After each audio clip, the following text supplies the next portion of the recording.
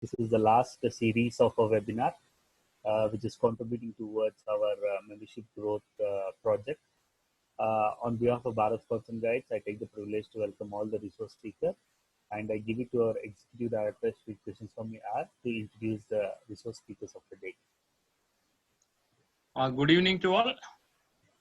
We are reaching the ultimate webinar series on the membership growth. This idea was mooted by our consultants from WOSAM, that how best we can support our state coordinators for membership growth to draft their plans. With us, we have our mentors, Mr. Param Palani from Malaysia, and Mr. S. Prasanna, Director from the WOSAM AP region. Today's subject will be dealt by three experts. The first, Ms. Annie Weber, who is a Senior Project Manager at the Central Office of WOSAM at Kuala Lumpur. She looks after the partnerships and institutional relations on behalf of WOSAM Central Office, and she had a lot of experience of working with the United Nations and partnering and ideas on delivery of the Sustainable Development Goals. She will be sharing with us the thoughts of how the partnerships can help us to grow. The second panelist, Ms. Luz, who was with us for a previous seminar on communications. She is Director for Communications at the WOSAM Asia Pacific Support Center. She will be giving us her ideas on the partnership. The third guest today is Mr. Ron, who is the Director for Field Operations of Boy Scouts of Philippines. On the national perspective of the partnership, how the Scout Association can benefit from partnering, and how it helps us to grow as an organization, and how it helps us for membership growth. On behalf of the Chief National Commissioner of Bharat Scouts and Guides, Dr. K.K. Khandelwal, and the Director of Bharat Scouts and Guides, Mr. Rajkumar Kaushik, I welcome the panelists and our technical support team to this webinar. Welcome all. Thank you very much, sir. Now I give it to Annie to begin the session. Annie? Thank you, Maru. Thank you, Mr. Krishnaswamy. I'm very excited to be here. My name is Annie Weaver. I am the Senior Manager for Partnerships and Advocacy in the World Scout Bureau Global Support Center. Today I'm going to be speaking to you a little bit about how we can value ourselves as a partner so that you can also understand how you can best benefit from partnerships. But then also understanding how you can be a reliable partner to make sure that your partnerships run smoothly and you're able to focus your efforts on partnerships for growth. So I'm going to share my screen. And I encourage you to please put your questions in the Q&A box at the bottom of the screen here, and then Luz, Ron, and I will be answering any questions at the end of the session. So let's go ahead and get started. All right. Let me just set this up really quickly.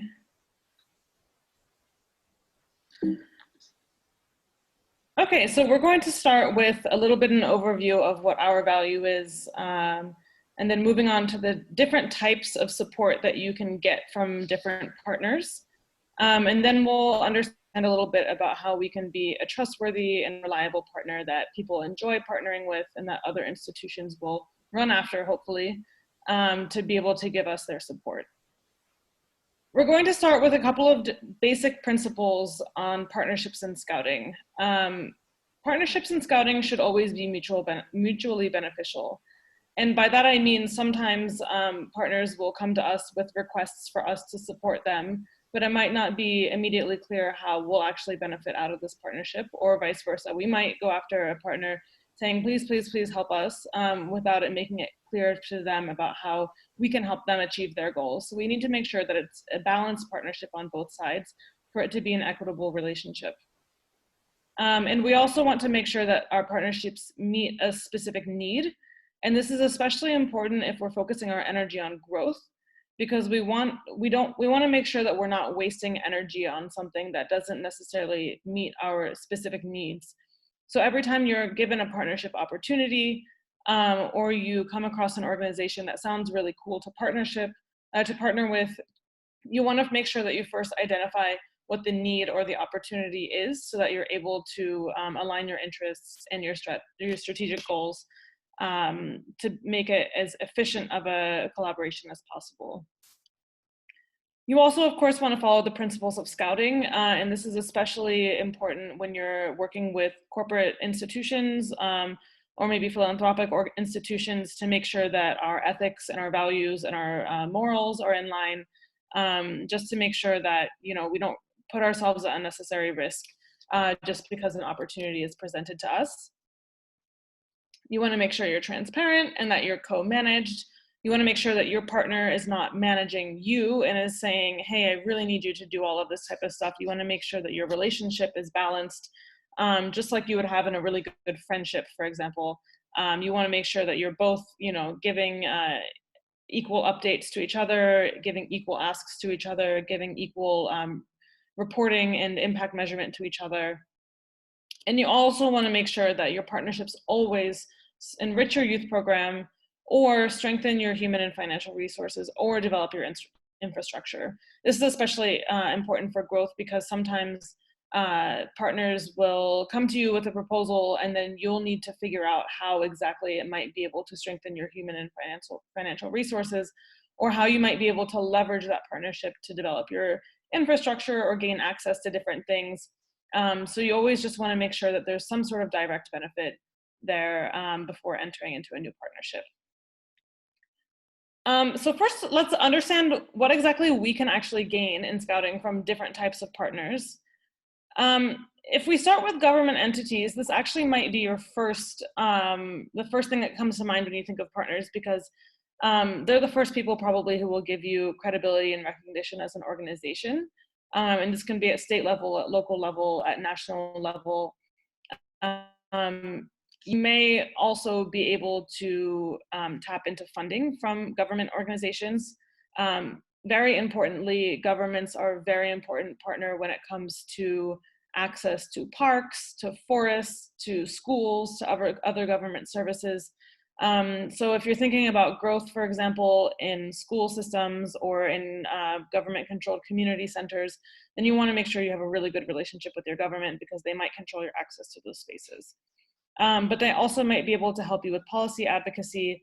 If, for example, your district is really interested in, you know, influencing policy on child protection or plastic pollution, things like that, they might be your inroad. If we move to the United Nations, development agencies, or NGOs, we can definitely look more towards funding, but they might have their own agendas, and this is where we need to be a little bit careful, because they will have their own agendas, and their funding will probably already be earmarked for certain projects or specific thematic areas. So you need to make sure that you're aligned and you'll be able to fit into their agenda, but there is always funding available. These type of organizations can also help you with technical expertise. So for example, if you want to update your child protection policy, or if you want to start a new, I don't know, badge program on nutrition or something, surely you can come up with that yourselves, but it might be a lot easier. You might save a lot of time if you just ask a technical partner who is an expert in this area to help you with it. And then you might be able to focus that energy elsewhere that you might have otherwise been spent on developing this program. They can also loan you program support for large events like national jamborees or such. And that can actually be pretty good for attracting other types of partnerships like sponsors, corporate sponsors for these events, or also even just attracting other partners. Every time I'm trying to get partners to come to a World Scout event, the first question they always ask is who else is coming in terms of other organizations. So it's good to have those people there supporting your event, even if it's not always immediately evident how they'll support that event. Even just having them show up and, experience scouting means quite a lot. They can help you, of course, with trainings in capacity building for your leaders and for your scouts, and the brand leverage and visibility. Again, if you partner with these types of organizations, can be quite good for approaching philanthropic organizations or corporate donors who might be interested in partnering with you more if they know that you have other good brands connected to you. Businesses, of course, can give you some corporate partnerships, sponsorships, in-kind support. This can be in the form of corporations utilizing their corporate social responsibility programs to donate to your specific programs, or sometimes it might be a tech company like Zoom or something like that that gives you free licenses. They also may be able to sponsor some of your events. A lot of corporations also have skills and employability programs where they might want to develop a badge framework with you, for example, in exchange for making sure that they get quality job applicants to the jobs in their institution. You always have to exercise a little bit of caution when you partner with businesses, just to make sure that the ethics and the morals are a little bit in line, or actually very in line, because there's always a reputational risk at hand when dealing with corporates. But if you spend a little bit of energy just focusing on the research into these types of partnerships before you get started, you'll probably hopefully be in good hands. And lastly, you can also sometimes think about religious institutions, especially when you're thinking about growth, because that might be a good place for you to tap into new youth or adult members. And also, these types of institutions usually have community spaces where you can hold meetings or events. And of course, they can usually help you develop programming and spiritual development. And then if we move to how exactly partners like us, I think, first of all, we should never, ever underestimate our value as a partner to other organizations. The number one thing that people like about us, and I will say this at a global level, at a national level, at a regional level, at a local level, it's always about the membership numbers. You can tell them your membership numbers, and we're usually the largest youth organization or volunteering organization in a country. Or in a region, and that is something that's very attractive to potential donors, to potential technical partners. But I would just exercise a little bit of caution here, because sometimes when I tell people, for example, that we have over 54 million scouts in the world, sometimes that means that they think that they can get 54 million respondents to their survey or applicants for their program, which is never the case. So you always have to say this with a little bit of a grain of salt. But it is really, really a big marketing thing for us. It holds a lot of weight, and so you should not underestimate the value of that. Partners also like us because we often have the means to implement their knowledge and expertise through our programs and membership. So that means that when we go to a partner like the UN, they might have knowledge and expertise on nutrition that we don't have.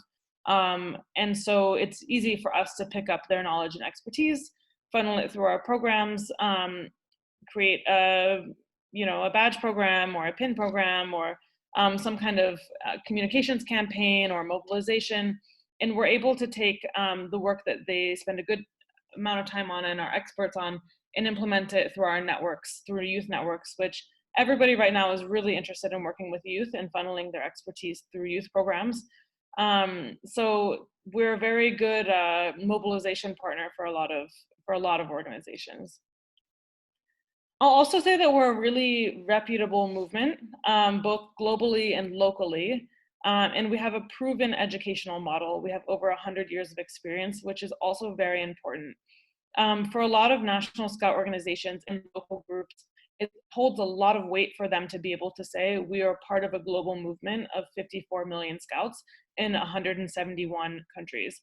That shows the tie-in, the reputability that you have across the world. You're not just a small local scout group, you're part of a gigantic global movement, all working towards a common cause. That holds a ton of weight. And not only that, but we have a proven model that we've been using over and over again, that's been tried and tested, and we know it works. And so there's little risk when you associate that with the ways that we'll be able to implement their programming.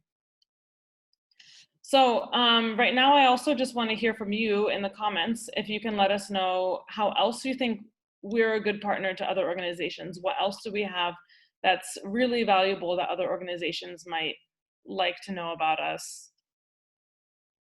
Maybe also take this in the context of India. What type of value add or value proposition do you have to partners in the way that the Bharat Scouts and Guides works? If you want to just type this in the chat.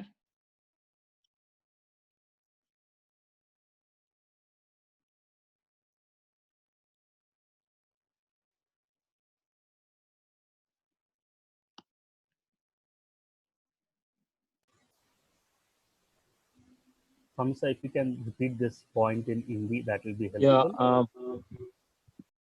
the participants can write what is that in Bharat Scouts and Guides our partners value.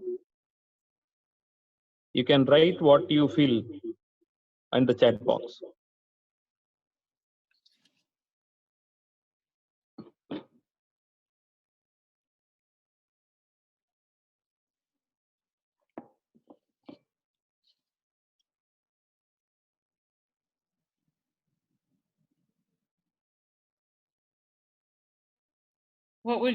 How would you market yourself to a partner organization? An organization that's trusted and value oriented.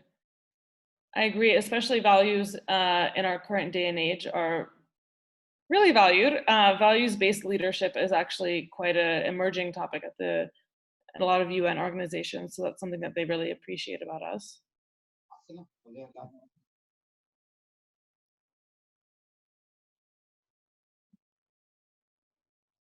Anything else?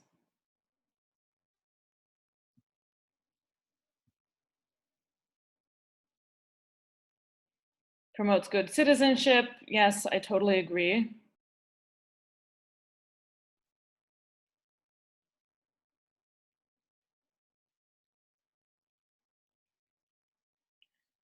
Brotherhood and sisterhood. Yeah, I agree. It's a lot of the value that we have is really focused a lot on our network that we have, but also the work that Scouts do on the ground in terms of personal development, global citizenship, civic citizenship, but also a lot of times it's the work that we do on the SDGs that can be quite valuable to different partners in seeing us as one of the biggest driving forces for the SDGs to make sure that we're all able to accomplish this together before 2030. We can be a big driver and mobilizer for their work in that regard. So let's move on. Let's talk about being a reliable partner. Being a reliable partner is really important because this can be your make or break. If you have a really good partnership idea at the beginning of the partnership and you have a good proposal, but you don't necessarily put as much effort into the management of the relationship, sometimes things can go badly and you might lose that partner. And so we want to make sure that we're able to manage our partnerships well. So at a very baseline, we want to make sure that we are accountable and transparent. And I think in scouting, we generally already are, but this is always just something to keep in mind. Also on legality and constitutionality, they may ask you what your status is in your locality, in your region, in your nation. They may ask you what types of policies you have in place. We also want to make sure that we're politically neutral, which usually is not an issue for us. But I would just make sure that these are all things that we're always thinking about. They come off as baseline type of things sometimes, but for example, I know that UNICEF, for example, always looks into a partner organization's child protection policies before they even engage in a partnership. And they're definitely not the only organization that does that. So we just always want to make sure that we have these types of things in line, in check, ready to go before we even start to engage in that kind of conversation. And then on a next level, this is the more day-to-day type of stuff. These are some general good practices when dealing with partners, just to make sure that things are going well and the partnership will progress efficiently. It's always really good to appoint one focal point per partner. This is just to make sure that the partner, when they have a question, when they have a problem, they know exactly who to go to. Sometimes if you don't appoint like one clear focal point and you have a million people copied in each email, it can be a little bit confusing to the partner who exactly they're supposed to go to when they're dealing with some issues or when they have a really quick question. For example, the way that we deal with partnerships in WUSM, I'm usually the focal point, and then we have somebody on the program team who implements the partnerships when it's a program-based partnership, so that when the partner has any issues or if they have a quick question they want to ask, they'll just WhatsApp me. If they have issues working with other people on my team, they'll come and deal with them with me, because it's a little less awkward just to talk to one person than to talk to the whole team. Although we are a larger team that does work on this partnership, we just make sure that there's one person that they feel comfortable going to really quickly if they need to. You also want to make sure that you respond to people quickly, usually within 1 or 2 days. Even if you don't have a response to them immediately, just tell them, hey, thanks for emailing me. I'll get back to you in a couple of days once I figure out the right answer to this. It's always just good to let them know that you're around, you're reliable, you're available, you want to hear from them, and you want to answer them. That's always a really good practice. You also want to keep them updated on other things that are happening within the movement. So if you are working on a program, for example, related to nutrition, but you also just launched an environment program, or you just updated your child protection policy, it's good just to let them know. They might not have a real response to it, but it's good just to let them know what's happening within your organization. Also, this is good on the negative side. I mean, if you ever have any crisis communications issues, or if there's any particular internal problems that will become public, it might just be good to give them a heads up and say, hey, this is coming out in the news today, and I just want to let you know. It shows them that you care about them as a partner, and it shows them that you value their view of you, and you value their partnership quite a lot. You also want to make sure that you invite them to your events. Now, if it's something like a camp with a program, it makes a lot more sense to invite partners to your events. But even if it's something like an annual general meeting and you don't necessarily have a role for them at that event, it's still good to invite them, because they might still want to just sort of listen in on what Scouting is working on this year, or they might want to just come and experience a different side of Scouting than they've experienced before. So even if they say no, it doesn't matter, but just always invite them, because it might be interesting for them to just come hang out and see what's going on. And I'll also say, please give them a scarf. Please give them some badges or pins or, I don't know, trinkets, some of these types of things, because Scouting sometimes can seem kind of like an exclusive thing when they go to an event and everybody's wearing a Scout uniform or a scarf or something like that, and they're the only ones who show up without any scarf on. It's always good to just keep it a couple of extra in your bag to be able to give them, so they feel included in this movement, because that's what we want them to feel as a partner. And lastly, we do really want to report back to them on our impact quite regularly. Some partnerships in the agreement that you sign with them will ask you to feed back to them maybe on a 6-month basis or a yearly basis. But it's also just good to give them regular feedback sessions to let them know, hey, this month we know that we got 5,000 people on social media reacting to the post about your campaign, or we know that we got 200 Scouts responding to your survey. Or even if it's just one single good news story saying like, wow, I just heard this awesome story of a Scout like giving back to her community through this service project that she led with her Scout and Guide group. Even if it's just something small like that, it's just really good for them to understand the picture of how they're impacting our organization together.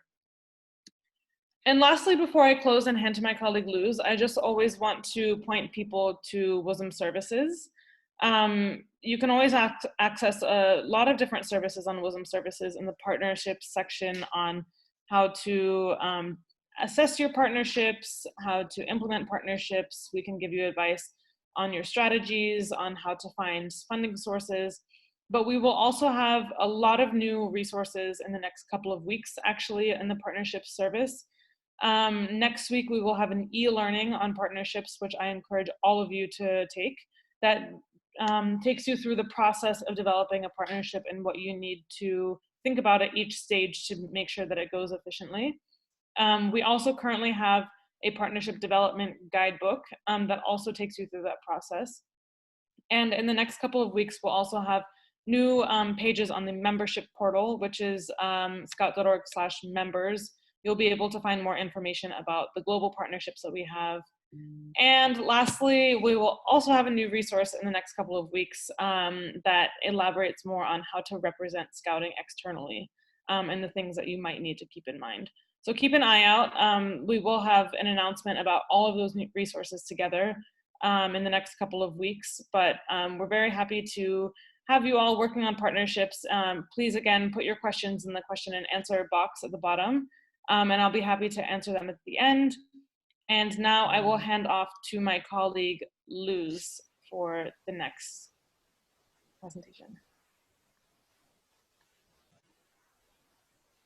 Yeah, thank you, Annie. Thank you very much for that presentation.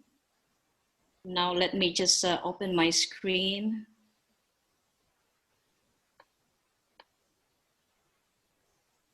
Okay.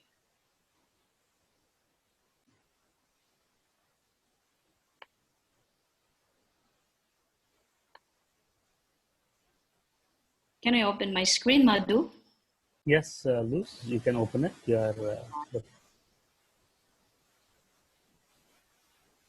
You need to click on the share screen. Yeah, okay.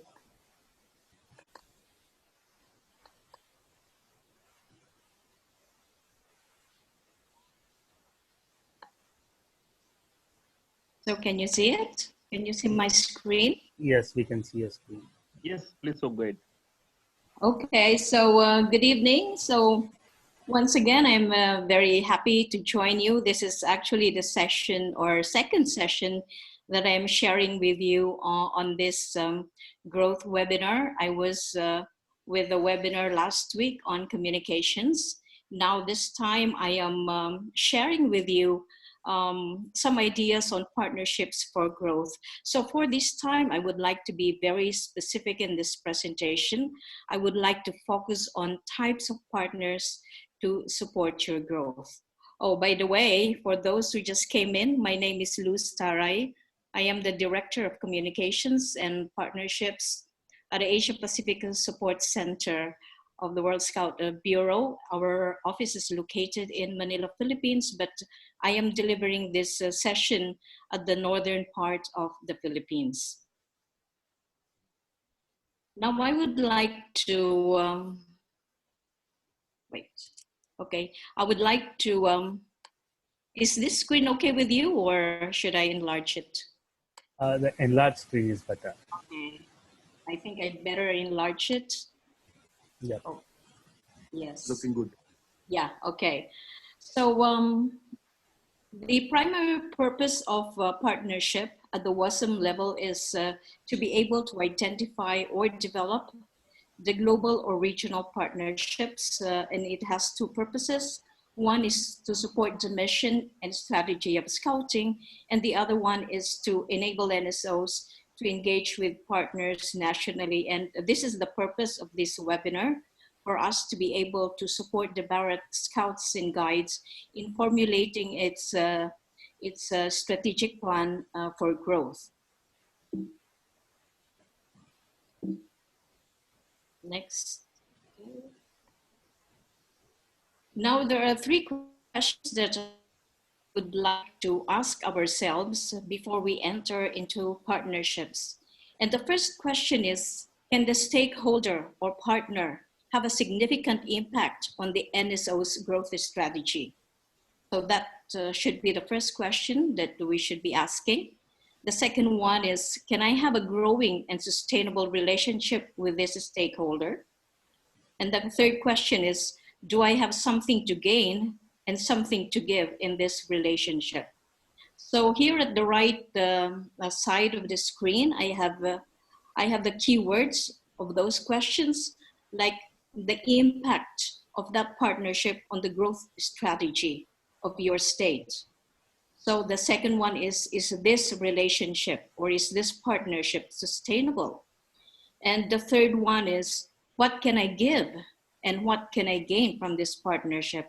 And that was earlier elaborated by Annie in her presentation on the benefits of a partnership, and it has to be mutually beneficial. Now I have here a list of types of partnerships.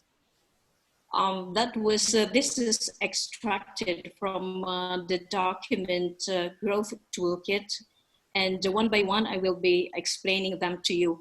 And these are the cross-sector partnership, international or partnership with international organizations, partnership with government, business, formal education institutions, non-formal education, other youth-related organizations, other NSOs, the media, influencers or leaders, and faith institutions. Now I would also like to discuss, not so much in detail, but an overview of the nature of partnership. And I got this from a very important partnership document entitled the Marrakesh Charter. And these are the cooperative partnerships, developmental partnership, participation in emergency relief, partnership by contribution, and sponsorship. Now let me explain a little bit on the cross-sector partnership. So this is a partnership of several sectors like nonprofit, business, government, and even the academe. So one example that I can give is the partnership of Korea Scout Association with several partners, like as listed here. They are partnering with the Ministry of National Defense, the Ministry of Gender Equality and Family, the Donga Osaka Sports Drink. So this is a business organization, and also with the Korean Youth Agency. And this activity is a trekking. It is annual trekking to the DMZ area. So the DMZ is the demilitarized zone between the border of North Korea and South Korea. And they are engaging 155 young people every year since 1995. So this is a very good example of a cross-sector partnership. Now, another partnership is international organizations, and I would like to give a very popular example, which is the Worldwide Fund. So in the Worldwide Fund, we have a very good partnership, especially on the Earth Hour. And I know that even in the Barrett Scouts and Guides, many scout groups have been joining the Earth Hour for many years now. And it's also very popular in many countries in the Asia Pacific region. Now, of course, we have expanded some of the projects with the Worldwide Fund. Now we have the Earth Tribe that was just launched at the early part of this month. Now, another example is of a partnership with international organizations is something that we developed in the Asia Pacific region. It is a partnership with the Habitat for Humanity Incorporated. And this partnership, we built a project that is called Scout Build. So Scout Build is a voluntary event to create better living environment for vulnerable segments of society. And a number of activities were already undertaken in several countries like in Nepal, Philippines, Sri Lanka, Vietnam, and Singapore. The next partnership is with government departments and its officials. And when we say government, it could be national government or local government. And some of the primary areas of partnership are on education and social welfare. And one example that I can give here is the partnership between the Bangladesh Scouts and its government, meaning the Bangladesh government. And this project was giving assistance to the refugees from Myanmar. So on the parts of the Scouts, they provide basic supplies to orphan children. So on the screen, you will see that there were about more than 1,500 orphan children who benefited from this partnership. And the Scouts were teaching these children how to take care of their health and their hygiene. Now, on the part of the government, of course, they provided the facility for that partnership. It is a 200-acre facility for these children of Rohingya Muslims who lost their parents. Now, another partnership is a business partnership. And one good example that I can give here is a partnership between Scouts New Zealand and Phone Fund. So this is Phone Fund has a campaign that is sustainable and environmentally friendly. That is recycling mobile phones. And Phone Fund provides community fundraising through corporate partnerships, and they have chosen the Scouts to be their partner. And some of the benefits of that partnership with the Scouts was, oh, sorry. Can I go back?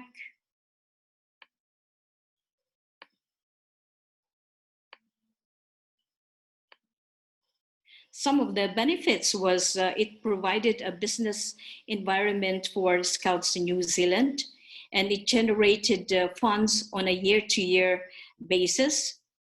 And it also raised the profile of Scouts in New Zealand. And of course, the Scouts were also taught on awareness, environmental awareness, as well as they were able to learn life skills from that partnership. Now, another partnership is with formal educations. Formal education with institutions like universities. Now, we know that in Asia Pacific region, most NSOs are school-based. And I have listed here the largest school-based NSOs in the Asia Pacific based on the 2018 census. So we have here Indonesia with 26.7 million over, in India with more than 3.5 million members, Philippines with more than 2.8 million members, Bangladesh with over 1.8 million members, Thailand with 761,000 members, and Pakistan with more than 703 members. So we can see here that the schools are contributory to the significant growth of Scouting. So when we say growth, we are not only referring to the young people, but we are also referring to the number of adults who are supporting Scouting. And when it comes to partnership, usually Scouting or the National Scout Organization partners with the Ministry of Education, or in some cases with the Ministry of Sports, with the Ministry of Youth, and other private educational institutions. Now, I included also non-formal education, because in the region, we also have partners that in the non-formal sector. And one of our partners is the Book Bridge. So Book Bridge is a registered charity based in Germany, which strives for a worldwide balanced access to education. And they started a partnership in Mongolia. Then after that, they expanded to Cambodia, and then now to Sri Lanka. Now, one of the photos here, this one, the K.K. Rawa Learning Center is one of the results of that partnership. And earlier in the partnership, they even collected thousands and thousands of books from Europe, especially from the United Kingdom, and transported them to Mongolia and Cambodia. And these books were used in the learning centers in the different parts of these countries. So next one is partnership with media. So as we know, the media is always looking for interesting stories. And if Scouting will partner with the media, it would be mutually beneficial because we will also be reaching a much wider audience and we will be known by more people. An example that I can give here is the Boy Scouts of the Philippines, which has a very established partnership with the media. And recently it got a very good coverage when Boy Scouts of the Philippines offered its facility. For those of you who had been to Manila, the BP International in Manila, and it offered that facility to medical frontliners during the early days of the COVID-19 pandemic. And this photo that I have here is something that I actually took from my own TV screen. And this is the president of the Boy Scouts of the Philippines being interviewed by the media. This is a government television, but it's not only the government. So even private TV networks also covered this activity. Now, partnership with other youth-related organizations. So one very good example that I can give here is the Pakistan PBSA Balochistan, a partnership with UNICEF.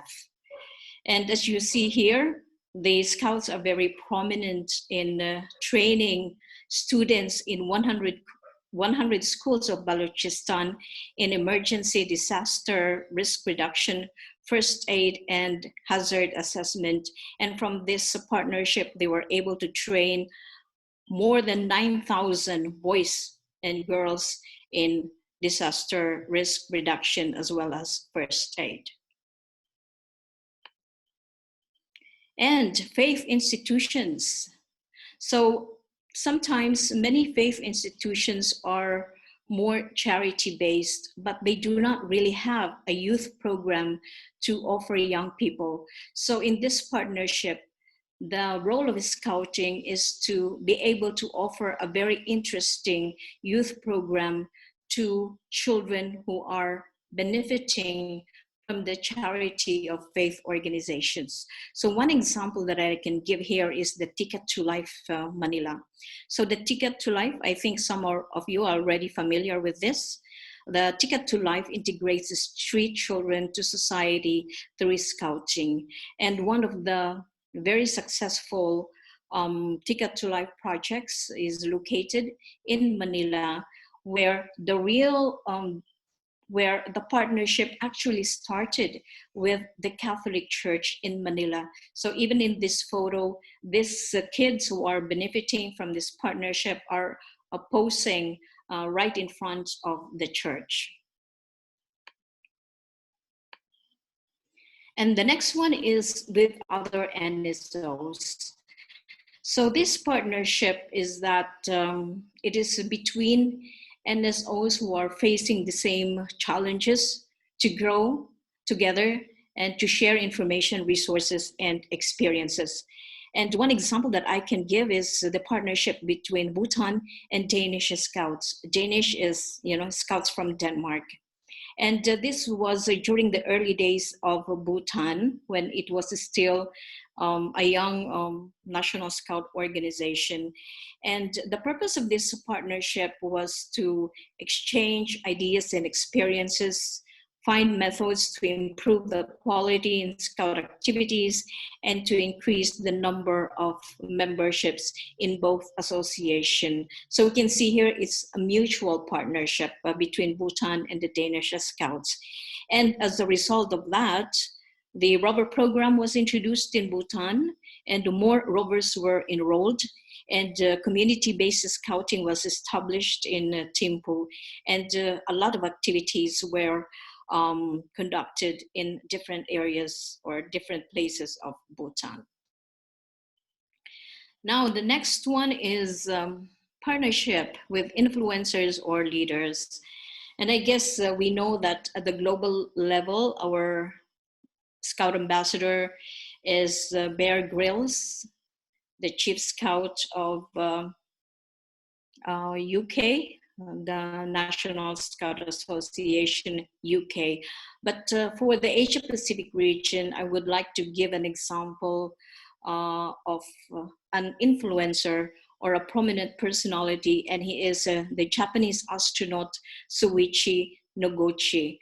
So you can see here that this photo of astronaut Noguchi was taken during the World Scout Jamboree in Japan in 2015. And also I extracted something from Wikipedia about his personal life. And it says that Noguchi was a Boy Scout. So that is also a very good marketing aspect when we are dealing with influencers or leaders. Now, I would like to talk also on the nature of partnerships. So one example that I can give is the cooperative partnerships. There is a spirit of cooperation here where organizations build a relationship in order to work together for joint concerns in projects, actions, and it's normally long-term. So one very good example that I can give is the project of the CJK and Bangladesh Scouts. CJK stands for China, Japan, and Korea. So when we say China, it's not mainland China. We are actually talking about Taiwan. And so as a group, they involve themselves in a community project that promotes and strengthens cooperation and international friendship. So I had the privilege to be able to visit some of their projects in Bangladesh. I think that was about 3 years ago. And the photo that we are seeing here is a garbage bin. But of course, there are other projects that they did at the remote areas of Bangladesh, like Deep Well, Deep Well as other, as well as, what is this? This latrine. And so this is still an ongoing project between the 4 countries. Now there is also what we call the developmental partnership, where organizations build a partnership by assisting and supporting the development of a partner. So this partnership is one example that I give here is the partnership between Timor-Leste and Australia. So before Timor-Leste became a member of WASM, it was Scouts Australia that was really supporting Timor-Leste in terms of youth program, in terms of training, and they actually even built a training center for Timor-Leste.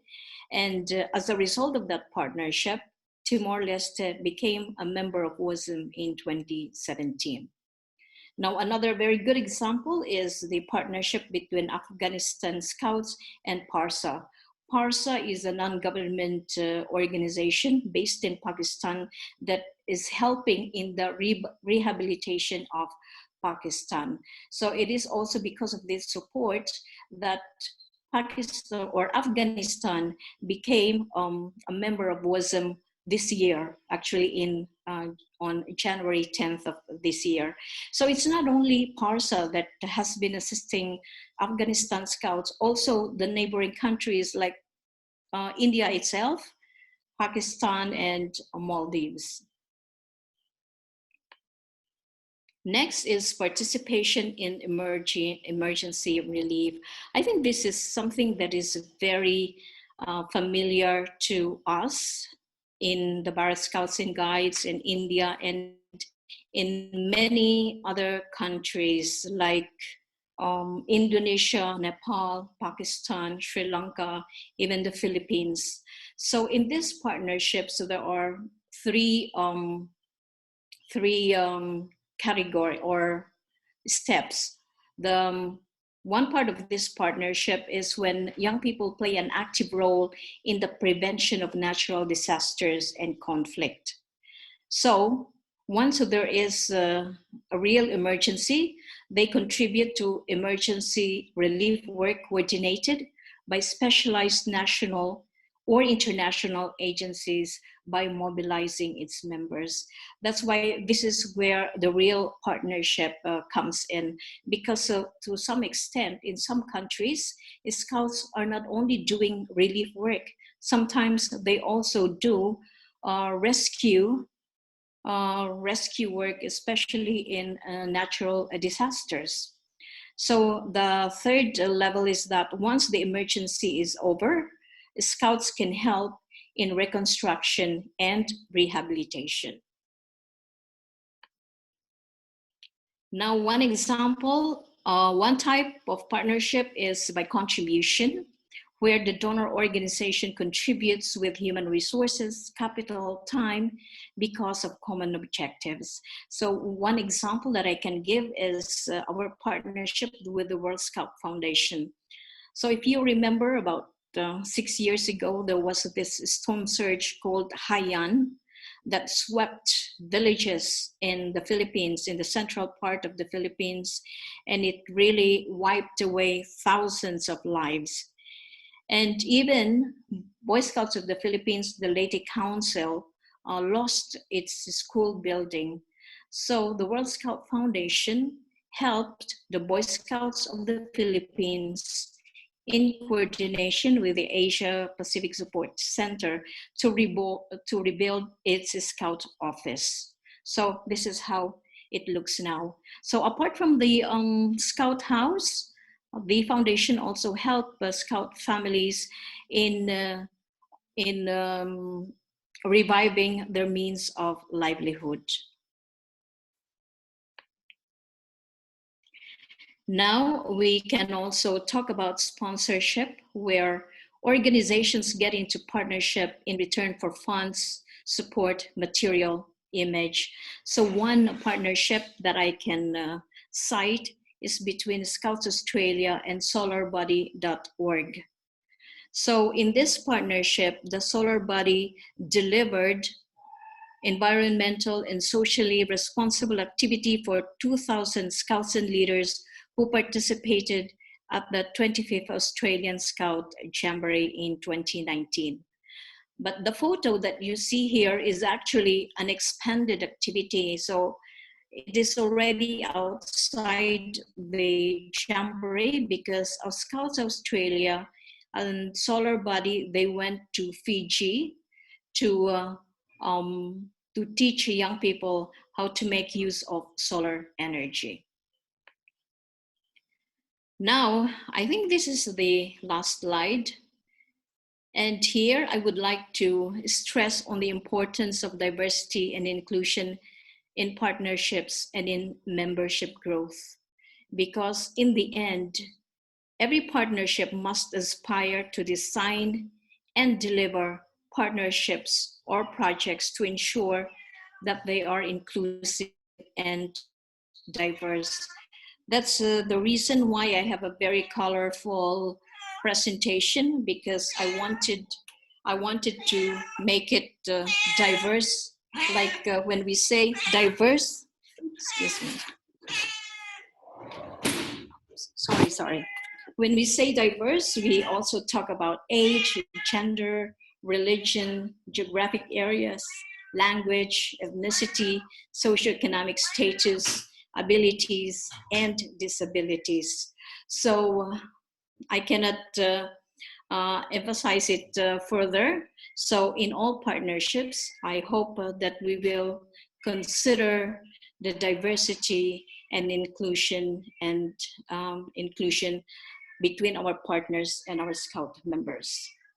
And I think this is going to be my last slide. So I have here the links of the resources that I used for this presentation.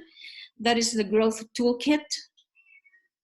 And you have the link here, as well as the Marrakesh Charter. So if some of you would remember, the Marrakesh Charter is the revised edition of the World Partnership Forum that took place in Bangalore several years ago. So this ends my presentation. So thank you very much. So I will stay until the end of this session, so that if there are questions, then we hope that Annie, Ron, and I will be able to answer them. So thank you very much.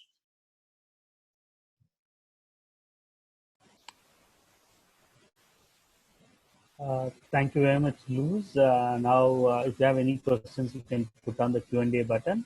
I request Ron to continue with this part of the presentation. Brother Ron?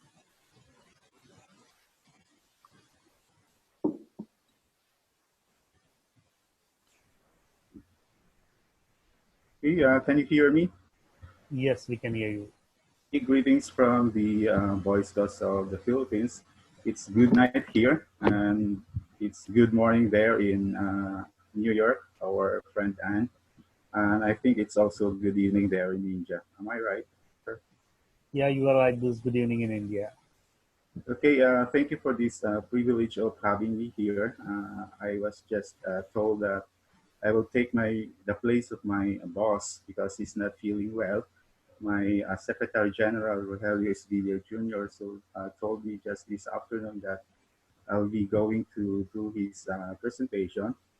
So for tonight, I will be talking about partnership for growth.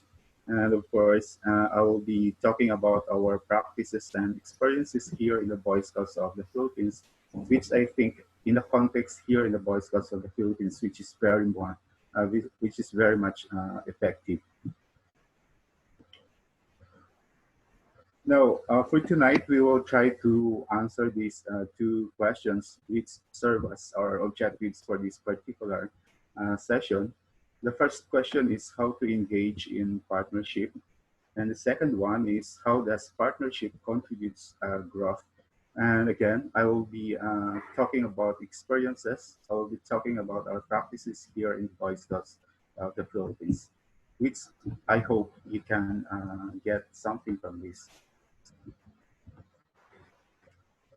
But before that, as a sort of introduction, like any other relationship or partnership, we need to have these characteristics or elements in order for the partnership or relationship to be strong or to stay long. And the first one is mutual trust. Of course, you should not doubt the other partner, or you should not feel uncertain with the other partner. The second one is respect. This was being elaborated by our friend Anne.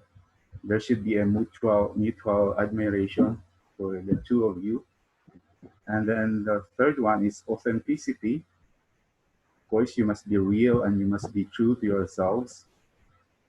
And there should be a commitment, or there should be a sense of obligation, or there should be an engagement in order for the relationship or the partnership to stay strong. So imagine if you have this kind of marriage and you don't have the mutual trust or respect or authenticity or commitment to your spouse, then of course your marriage will just fall down. It also applies with friendships, and of course it will apply to partnership and relationship with the scouting and the other organizations whom we have partnered with. Now, going back to the first question, how to engage in partnership. So for tonight, I will be talking to you about 4 engagements that the Boy Scouts of the Philippines have been doing in order for us to attract, or in order for us to encourage a relationship or partnerships with other individuals or organizations. The first one is building strong relationships. So of course, this is the foundation of mutual support. You cannot get support from the other organizations or other individuals if you have not built or if you have not established strong relationships with the other. And it should be a give and take kind of relationships where both parties gain values from each other.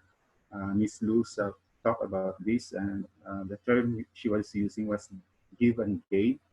So it should not be a one-way street relationship where only one party gain while the other lose. But of course, it should be a give and gain kind of relationship. And both parties must share the same goal. So of course, in scouting, our primary goals and objectives is one of our primary goals and objective is to develop our young people to become responsible citizens or capable leaders in the future. So much so that when we think about partnership with other organizations, we have to consider this thing that they also share the same goals that we have in our organization. And the best example for this in the Boy Scouts of the Philippines is that we have a very strong support or relationship with the Department of Education. As you know, the Boy Scouts of the Philippines is a school-based organization, meaning to say majority of our membership are coming from the schools. As a matter of fact, 98% of the total 2.8 million scouts we have are coming from the schools, while only 2% are coming from the community-based scouting units. So much so that we need to have a strong relationship with the Department of Education. And we are very so lucky in the Boy Scouts of the Philippines because it is mandated that the Secretary or the Minister of Education is an automatic member of the National Executive Board in the Boy Scouts of the Philippines. The National Executive Board is the governing and policy-making body of the Boy Scouts of the Philippines. So the same arrangement is also applied in the level of the local councils, where the schools division superintendents serve as the council commissioner. And because of that, they have the authority to direct the school heads to register their students to scouting and direct the teachers and students to attend scouting activities. And the most important thing is they allocate funds for scouting programs and activities. So that's the advantage, or that's the beauty of having the school officials or the education officials to be involved in the leadership of the scouting, especially in the level of the local council. The most powerful authority or official in the Department of Education is the school division superintendents who serve as the council commissioner.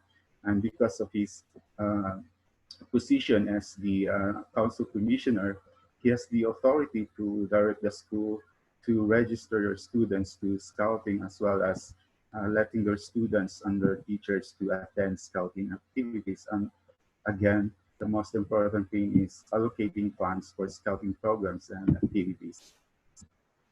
Then another area that we have a very strong relationship is the local government units.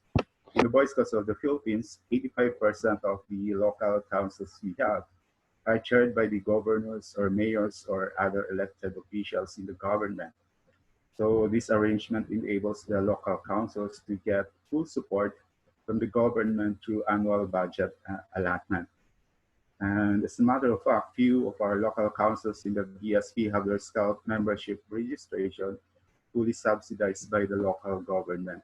But of course, we are not encouraging this kind of scheme or this kind of arrangement of having the scout membership registration to be subsidized by the local government, because we have an experience with this when there's a change of leadership, and it so happened that the incoming leaders are no longer supportive to the scouting movement, then we expect that there is a dramatic decrease of our scout membership.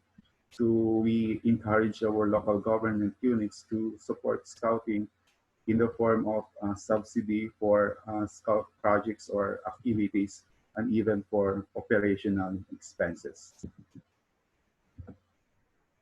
The second one that I will be sharing to you on the engagement that we have been doing in order to encourage partnership here in the Boy Scouts of the Philippines is that we must design programs and activities that support the national government's agenda.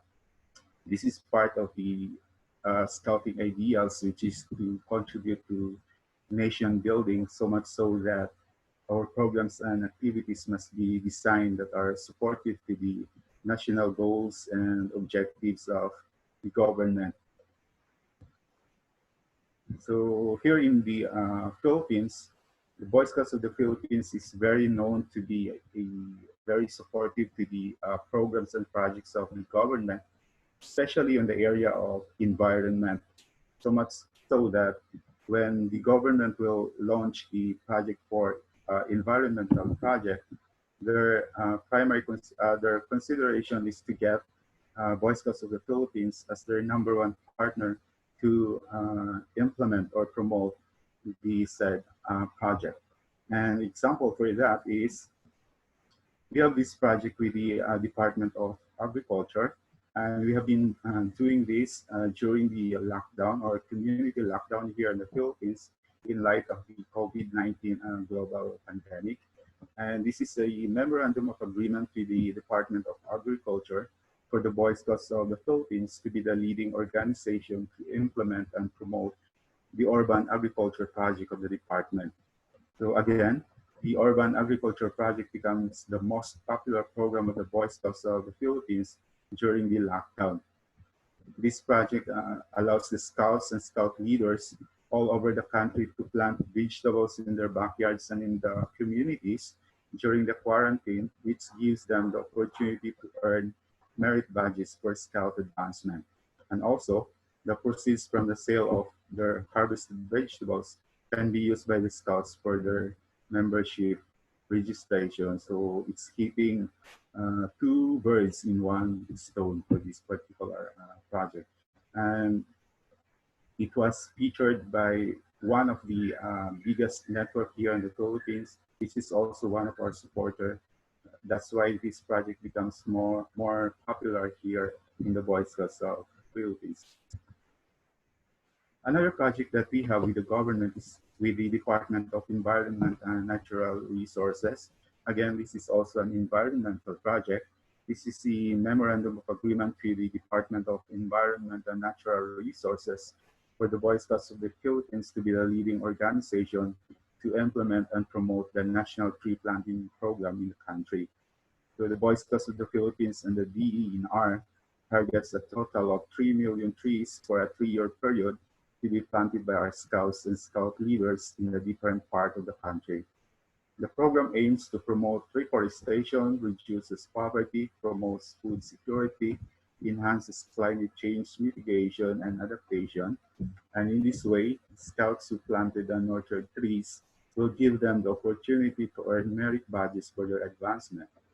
To date, close to 1 million trees were already planted and nurtured by our scouts and scout leaders. So we are also hoping that this partnership with the Department of Environment and Natural Resources will become a very successful project that we have in the Boy Scouts of the Philippines. As a matter of fact, this is one of the major projects that our national president is promoting, to plant 3 million trees for the next 3 years.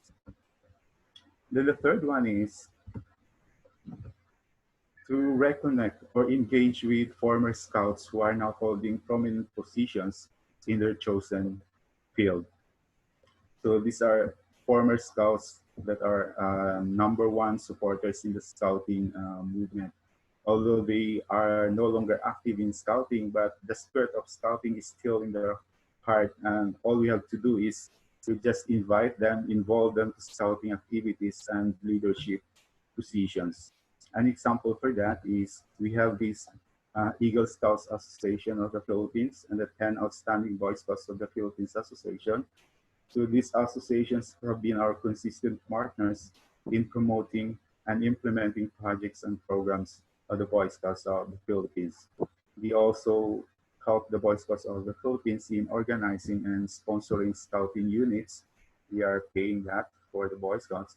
And we coordinated the prestigious annual search for 10 outstanding Boy Scouts of the Philippines. So these are some of the projects or activities that our former scouts are helping the Boy Scouts of the Philippines to promote and implement. Then another example for that is we were able to get the memorandum of agreement with the Department of Interior and Local Government because a former scout who is now working in the department is holding a very important position, help us to get this memorandum circular. And this is the department support to the Boy Scouts of the Philippines. The Department of Interior and Local Government expresses full and strong support to the Scouting movement and enjoins all provincial governors, the city mayors, municipal mayors, the village heads, and other concerned officials to support the BSP. So in this time of global pandemic, where face-to-face meeting with students in schools are not allowed and distance learning is now the new school system in the Philippines, so membership registration in schools will be adversely affected. So we are expecting that our Scout membership will be dropping by 40% from last year. So in order to offset this, we are using this memorandum of agreement to be utilized in order to promote the organization and registration of scouting units in the community under the community-based scouting units. And under this program, we are expecting to increase our scout membership under the community-based scouting program by 10% this year, hopefully. And then the last one is we must have attractive, effective, and relevant programs and activities. So big companies are encouraged to support and sponsor scouting if they find our programs and activities to be attractive, effective, and relevant. And an example for this is our annual search for 10 outstanding Boy Scouts of the Philippines. We have been conducting this activity for almost 30 years now. We launched this in 1991, and 5 years after we launched this program, it got the attention of, or it caught the attention of Coca-Cola Philippines to sponsor this search because we found out that most of the awardees of this search were very successful in their chosen fields. So that motivates them to sponsor the program or the search. And not only that, Coca-Cola Philippines is also our supporter in the environment project, especially the Go Green, Go for the Real thing.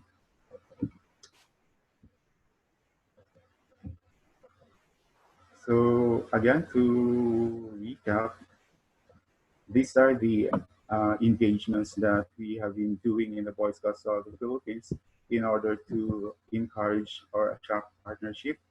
First one is building strong relationships, design programs and activities that support to the national governance agenda. Third one is reconnect or engage with former scouts who are now holding prominent positions in their chosen field. Fourth one is attractive, effective, and relevant programs and activities. So maybe I'll just spend the rest of my time. I still have more than 15 minutes. I thought that I will be, I am allowed only for 15 minutes. So just spend the other half for the question and answer if we have. And before that, before I will end my presentation, I'd like to quote this famous line from Helen Keller that goes, "Alone we can do little. Together we can do so much." So the scouting movement exists because of the scouting or the spirit of volunteerism that we have our people. So we need more people that have that spirit of volunteerism, more organizations to support our cause, more individuals to support us so that we can do so much for the benefits of our youth and also for our dad. With that, thank you very much.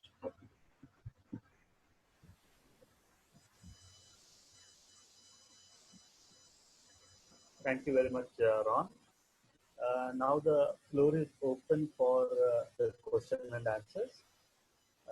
Friends, if you have any questions, you can ask your questions or using the Q&A button so that our resource speakers would be answering your questions.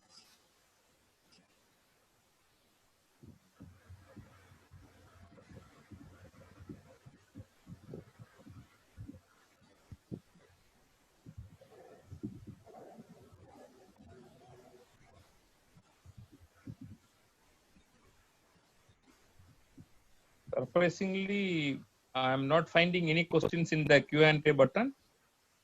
Yes, very I surprising. No think question. all attendees got the stuff straight. And anyone who is in the webinar would like to make a question to the panelists, presenters, you can use the Q&A button, or you can type in the chat box so that the experts will be able to support you.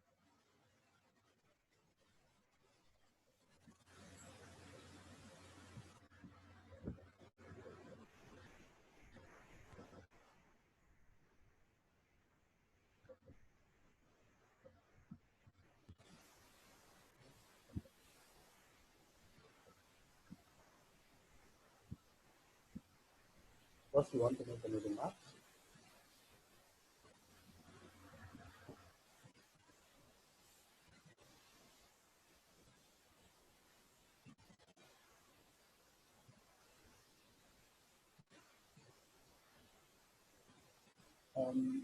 Mr. Nagesh, if you want to ask a question, you can unmute yourself and ask the question.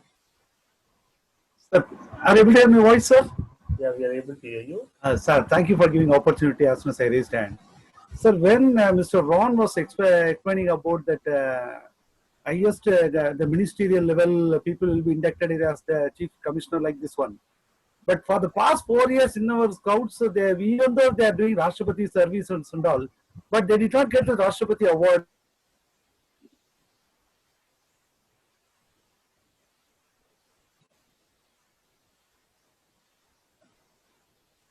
We have a couple of questions on the Q&A.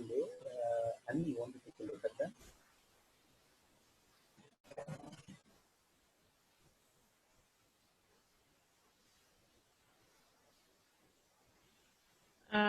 Yeah, the questions on the Q&A. How to overcome the arguments within our group members on various issues. So does this mean within your scout group? I assume so. In terms of like partnering with other organizations, or? Mr. Ganesh, can you give a follow-up question so that you can answer this? We'll be able to explain you better. So is this within the group regarding partnership or any other issue?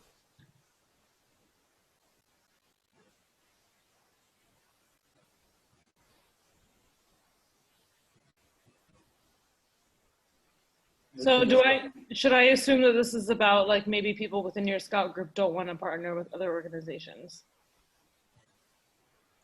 We may assume so. Okay.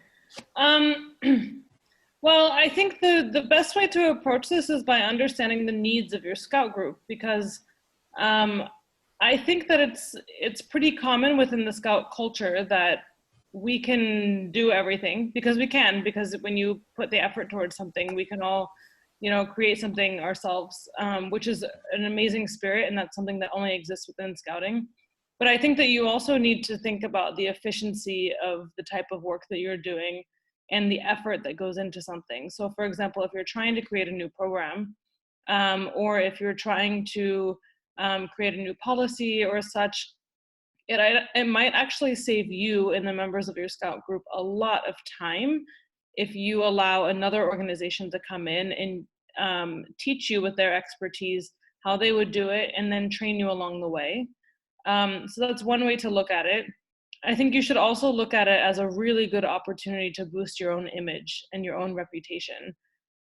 Because I know that part of the scouting values is to be humble about what you do, but it is also important that we gain the recognition that what we do is important for our country, for our county, for our region. And so by partnering with other organizations, it does give you a lot of good reputational benefits. And so you need to, I think, I mean, of course, it depends on what the specifics of your group are, but I think those are a couple of different things that you can consider when trying to talk about external relations and partnerships within your Scout group.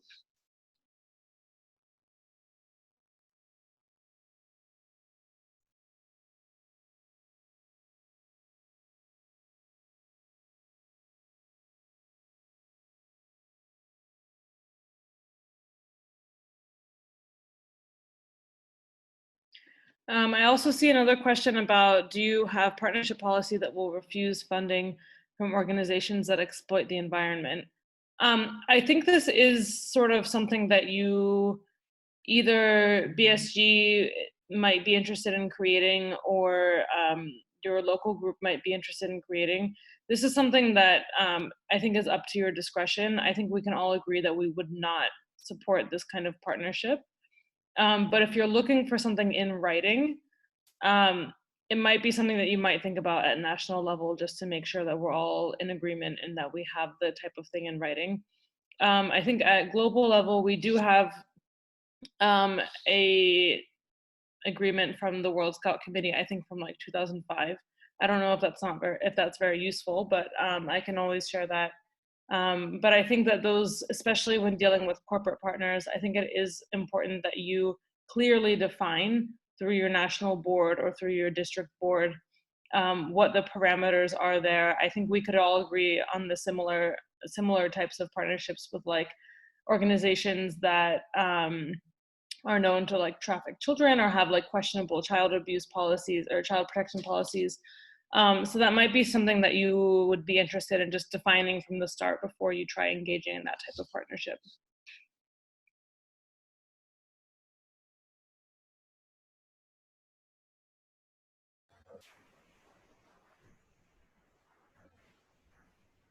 There's a question here regarding, for me to elaborate, what is community scouting.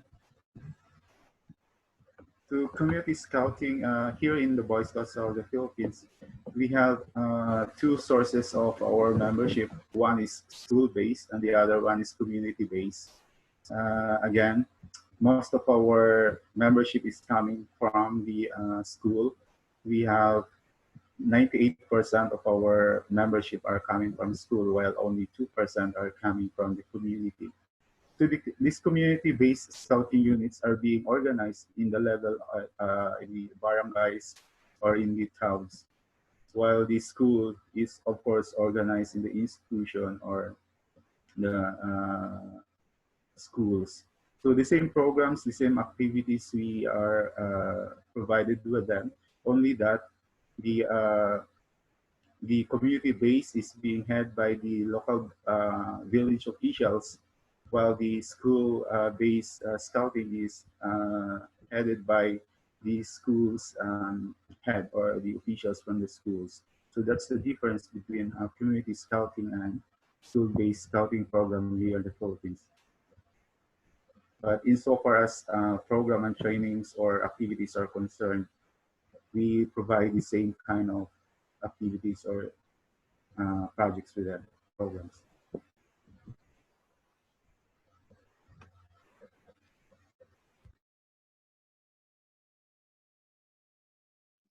Maybe I can also answer a question in the chat. I see a question about advice on how to secure corporate social responsibility funds. I will say that securing this type of funding sometimes can be very difficult. I think the easiest way to secure corporate social responsibility funds is to find Scout alumni in those organizations. So if you know Scouts who are relatively high up or even not very high up in your local telecom company, for example, they might be able to give you the context of somebody higher up or give you better intelligence on how that corporation works and how they grant funding and how they don't grant funding and what you can expect. That's probably the best way that you can go about it. Otherwise, A really good way to make those kinds of contacts is just to go to conferences. Of course, once conferences are allowed to happen again, once the pandemic has subsided a bit, but to focus a little bit on networking and try to reach these types of people. These types of relationships, if you don't have insider scout contacts, it can take a couple of years, honestly, to develop and to see the benefits from. It is, of course, a really good investment if you have the right types of people who can connect you with other people, etc., or if you have the right types of conferences or networking spaces online to tap into. But given the current situation, I would say your best bet is to find Scout alumni in those organizations who can give you some advice and who might be able to connect you to other people.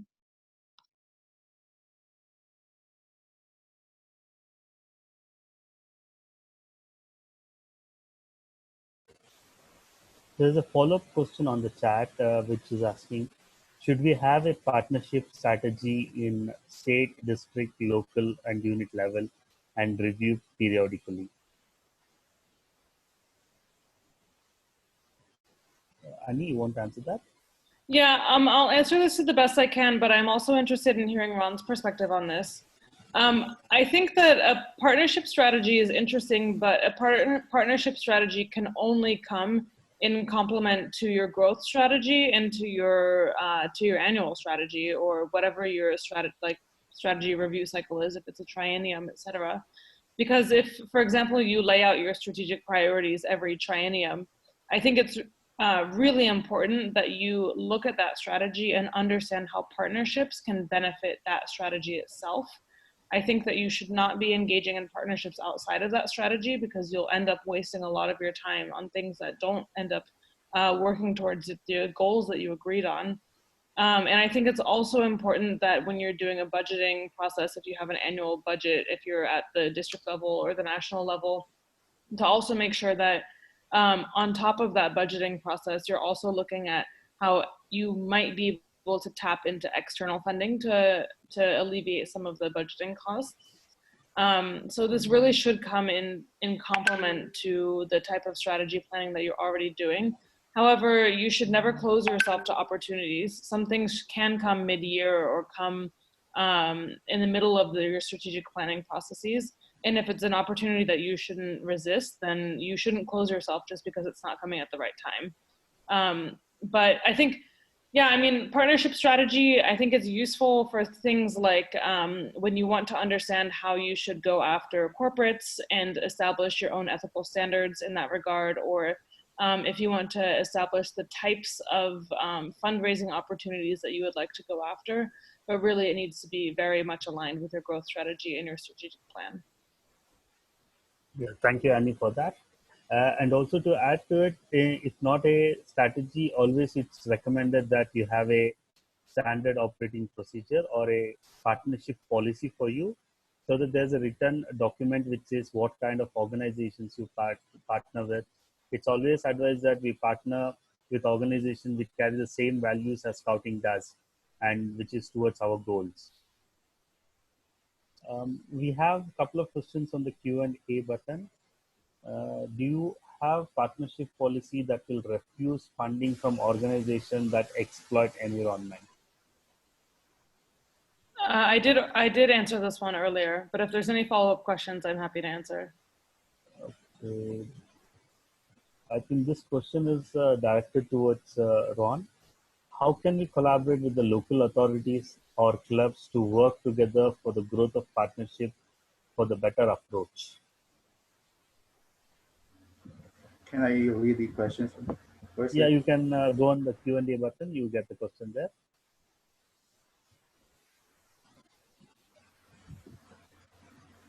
How can we collaborate with the local authorities or clubs to work together for the growth of our partnership with better?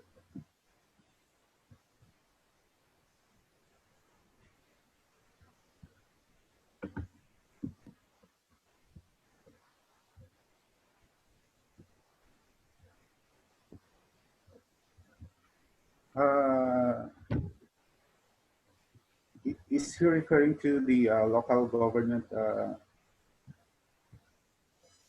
units, the partnership with the local government units, or what does it mean by local? It is a local government, local authorities is the local government. Okay, most of our partnership here are, and again, uh, we are very lucky here in the Boy Scouts of the Philippines because most of our local government officials are very supportive to scouting. And but of course, you have to present your worth. You have to have an attractive program. You have to have an effective kind of program or relevant program in order for the local government units to be supportive to the scouting program. Then there's one question I find here that what are the challenges if we depend on the local government or the government for the membership growth? As I said during my presentation, the challenge there is that um, when there's a change of leadership, and it so happened that the new leaders are not supportive to the scouting movement, then of course our scout membership will drop because they will no longer subsidize the registration of the scouts.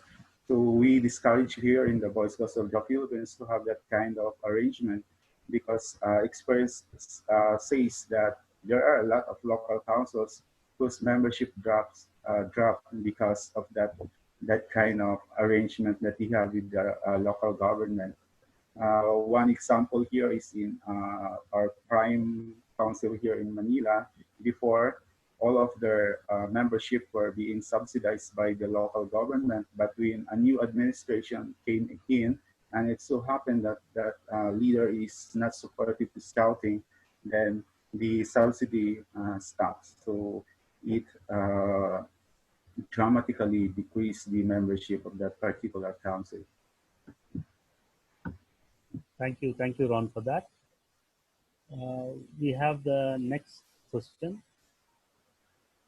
What are the opportunities to link grassroots level unit with former scouts or senior scouts in partnership?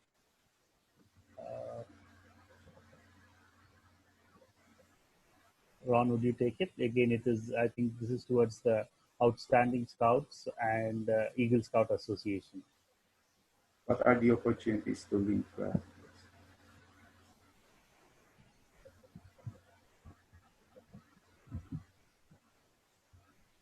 Okay, for most of our Eagle Scouts, we have this established kind of association.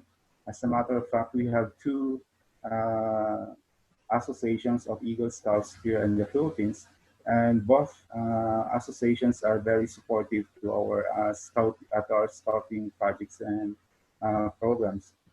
The organization of these Eagle Scouts Association started at the level of the local council. So it's the task of the Council Scout executive that we have to organize all their Eagle Scouts and form a group, and then they will have an national level association. So that's why we have these two group of Eagle Scouts associations right now. Thank you, Ron. Annie, I think this is the question for you to answer. How do you monitor if the local association develop and implement child protection policy? Is this in reference to if an external organization has a child protection policy? I think so, yes. That is the assumption. Well, the best way always is to ask. Just ask, and then if they have one, they'll send it to you. And if they don't have one, then maybe that's an opportunity also for your scout group or your scout organization to influence other organizations. Simple as that. It says both within and external. That is what he says. The child protection policy within and external. Within scouting, I don't know. I guess that would depend on the National Scout Organization in India. That's perfect. Yeah. We have no more questions coming in. Now I would ask Param if he has any comments to give or any final remarks. Param? Thanks, Madhu. Firstly, I'd like to thank all three speakers for an excellent and informative presentation, covering the general principles and its application, especially locally by Ron, how it applies to the national, state, and district levels. In addition to that, from the questions which have been raised, I can gauge the enthusiasm among the participants to move into partnerships and all these kind of things, so that they can actually, they can actually get involved in this and contribute towards a better scouting and growth, and also to enhance the national and local groups. Yeah, thank you. Thank you very much, Param. Now, Mr. Prasanna, you have any final comments, sir?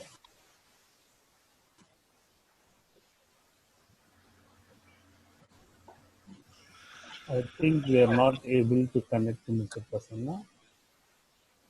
Swami sir, for your final remarks.